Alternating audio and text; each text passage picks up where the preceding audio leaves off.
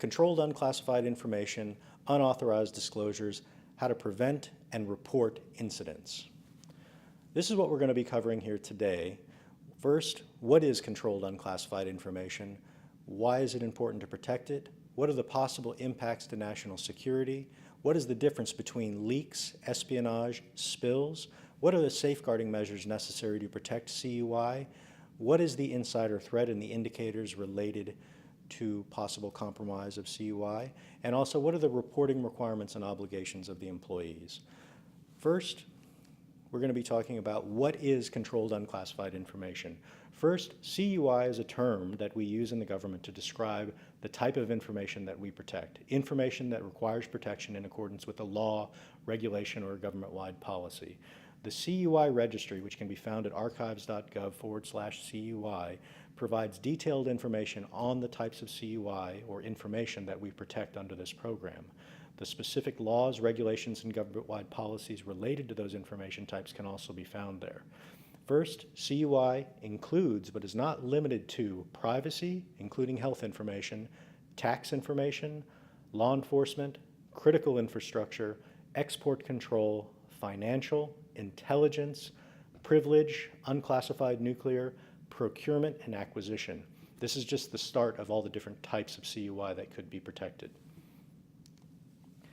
Why do we protect CUI? First, we protect CUI because there's a law, regulation, or a government-wide policy that calls for its protection.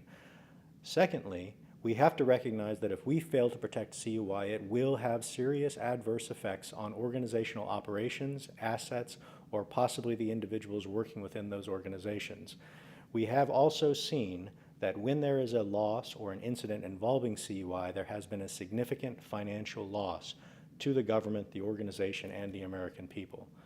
Lastly, when there is a loss or improper safeguarding of CUI, it has been shown to have a direct impact on the national security of the United States. Impacts to the national security. A lot of you are already familiar with the OPM data breach. This was a significant security or a significant CUI incident that affected over 21 million individuals and ended up costing the government over $350 million to mitigate, and this is to notify and protect those impacted. Next, we're going to be going into leaks, espionage, and data spills. First, it's important to know the difference between these so you can identify the type of incident that you're possibly reporting or becoming in contact with. Leaks are where CUI is deliberately disclosed, like in the case of reporting to the media. If somebody were to disclose CUI to the media, that would be a leak. Espionage would be where an individual or individuals took active steps to obtain or transmit CUI from an organization. A data spill would be the willful, negligent, or inadvertent disclosure of CUI across computer systems, such as over the internet or through email. A data spill would also be where CUI could possibly be posted to a social media site. There are a number of measures in place to protect CUI. These safeguarding measures are stipulated in agency policy and procedures. These safeguarding measures include everything from document marking, email encryption, physical and electronic safeguardings, to the types of locks and safeguards that we use to protect our physical environments.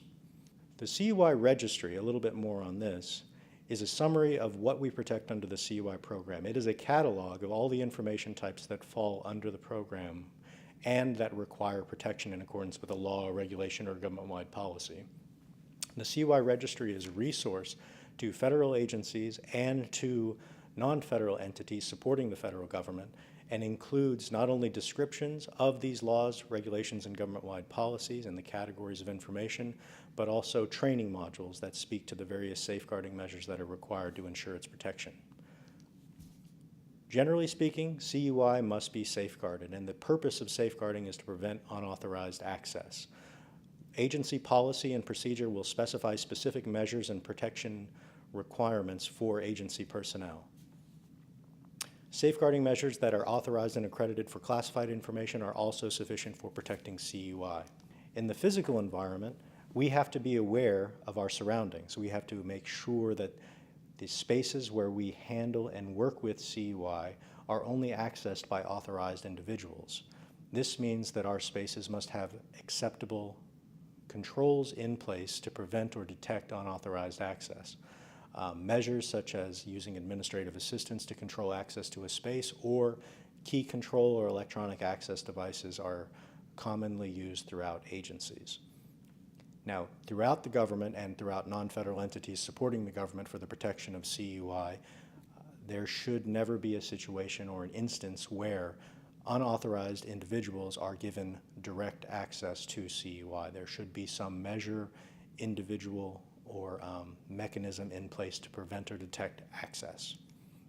In the electronic environment, it is very important that we ensure that the information stored on systems and networks are also compartmentalized and protected according to an individual's lawful government purpose for access for that information. So a common practice will be, or has been, to develop and maintain dedicated network sites, SharePoint sites, or possibly intranet sites where unauthorized individuals are prevented from accessing such information. What I have on this slide here shows some of the common barriers that are in place to prevent unauthorized access. Now, lastly, we're going to be talking about the insider. An insider, of course, is any individual who has access to a government resource, personnel, facilities, information, equipment, networks, or systems.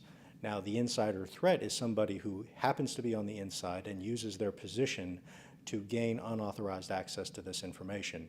As authorized individuals, we need to be aware of these folks, and we need to know the indicators so that way we can hopefully stop or deter them from accessing and extracting this information from the government.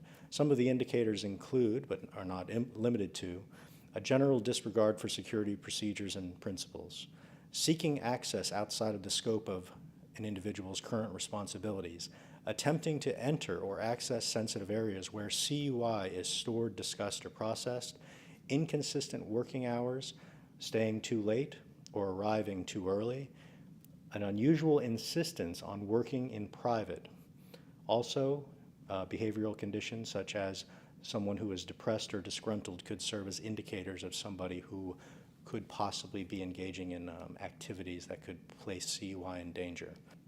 Employees are required to report any actual or suspected mishandling of CUI and also any suspicious behaviors among the workforce that could potentially compromise or lead to the compromise of CUI. It is important that you know who to report these incidents to. Oftentimes within organizations, it is your security officer or security manager. When in doubt, report it.